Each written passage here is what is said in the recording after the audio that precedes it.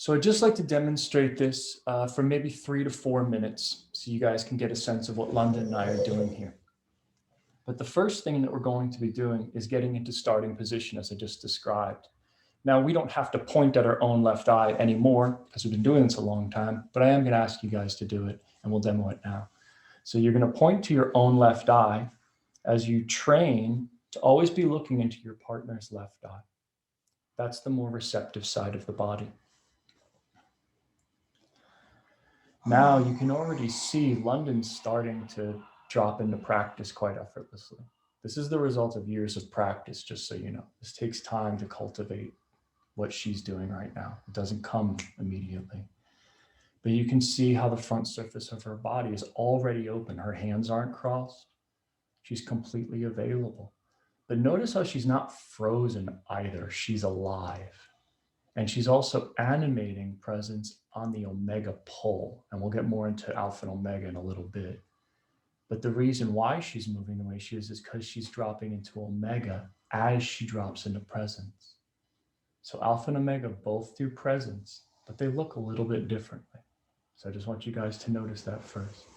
You can see my body's open. I sit in this wide position because it allows my hips to drop forward and my belly to get big without any effort at all. I can sit here for hours and be completely comfortable. London could even get on top of my lap and I can still be very comfortable in this position. And I can transition very easily from it. So if you're wondering why I sit this way instead of like a full lotus, it's because it's a dynamic posture that actually allows me to really make love to her from this position. And we make love in this exact position. So once we go from here, she's already practicing quite deeply, looking into her eye, and we begin to synchronize our breath together.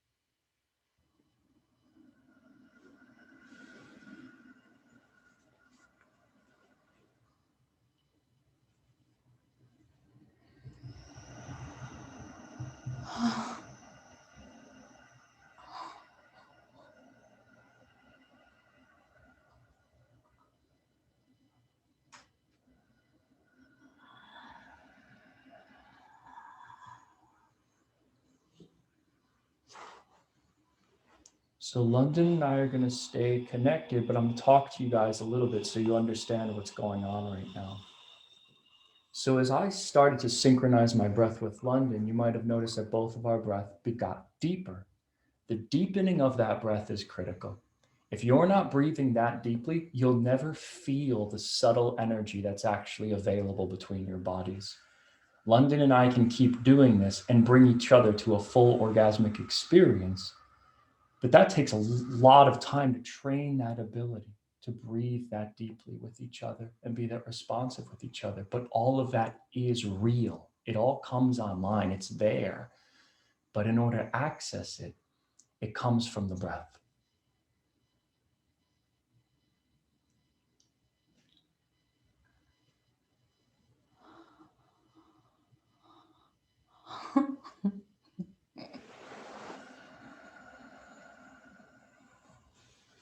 So the other thing I want you to notice is the movements London's doing, she's not thinking about any of the movements she's doing.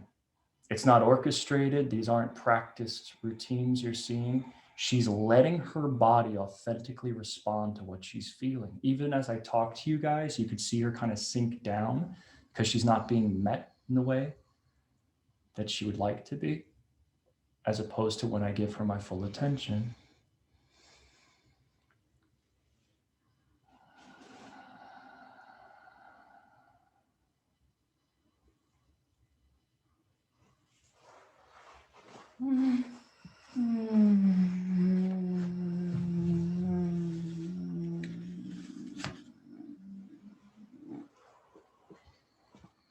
pause right here. And I'm just going to bow a moment to close this.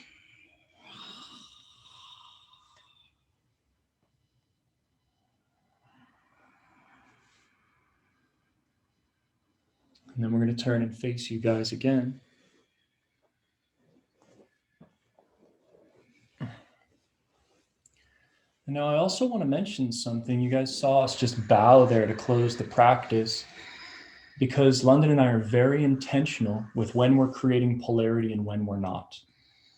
And if those boundaries of when that begins and when that stops aren't there, our whole lives get very muddled and muddy. Because I don't know if we're in business mode or if we're in polarity mode. So I sit here right now with her, and I know she's recovering from that experience because she dropped deep into that omega pole. But in a few moments, I can count on her to be alpha right with me again and be sharp and teach and speak with you guys and interact with you guys. But when we seriously drop into the sensorial omega and become that movement, that flow, and then we pop back up into our brains where most of us live is up here, because we're all men and women are all conscious, right?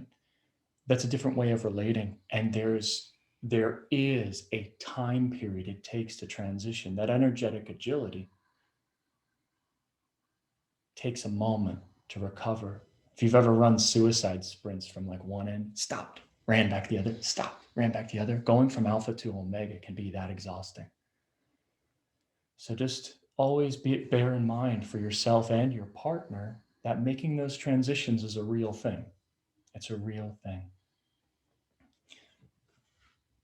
So in a moment, you guys are going to turn and we're going to do this practice. Before we do, the last thing that I want to say is, could you guys see how Londin was receiving, or let's not even say receiving yet. She was receiving, but she was responsive to my breath. I knew exactly what was going on inside of her body every moment. I knew if she was kind of upset that I was giving you guys more attention I was giving her, even if I was looking at her.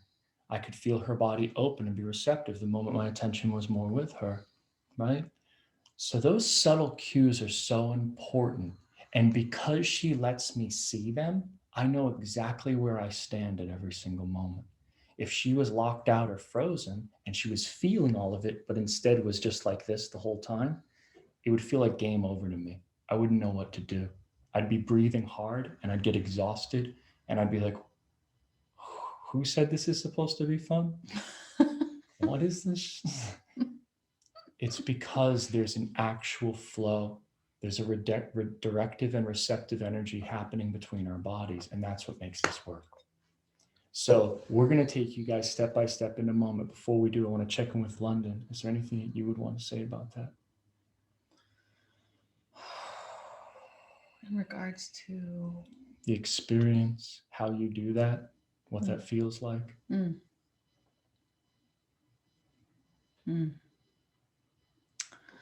One thing I want to speak to is, okay if I use your analogy that you said today? Anything you want to use, Maya. Justin describes our practice as a pool filter. We meet every morning for our practice. It's like running the pool filter. And some days there's a lot of suntan lotion in there and leaves and this and that. And other days it's just crystal clean water. And because we practice so often, we're so current with each other. You know, it doesn't take very long to hit dramatic polarity. Dramatic polarity. But we don't have that as an outcome, and that's the most important piece. Some days, if there was a major storm overnight and there's a tree in the pool, we deal with the tree. We don't have it like, oh, that tree's not there, let's both just try and get off, you know? And I think that's why the channels are so open, because we're not, ironically, we have these amazing outcomes, but we never attach to them, ever. And that's the only thing I would say is, you know, it's hard to fake for you guys like a place where I need him to reestablish trust, or I need, you know, because it is so current. It's just from like a, you know, earlier this morning. Um, But I just want to say, if that's present for you tonight, that's present for us too. This is not an outcome based thing. And if it becomes that, it's the ego hijacking spiritual wisdom and trying to use it as a strategy. And instead, what we're really doing here is we're interested in awakening. And awakening is nothing more than just meeting the moment. What's here? I'm willing to look, and I'm willing to relax and let this moment awaken me. And that's actually what our goal in sexual practice is to meet each other in the moment without any expectation. And then it happens to lead to fireworks most of the time. So, however you're feeling now and whatever your experience of practice is tonight, don't judge how well tonight went by what you feel during practice, because you're doing the work. And sometimes the work can look ecstatic, and sometimes it just feels like, oh, and we have plenty of that too. Plenty. So, whatever your experience is, find equanimity with it. That is the secret and heart of this work. That's what makes this a spiritual practice. So I'm going to have you guys now turn and face each other. Again, no physical contact at this point.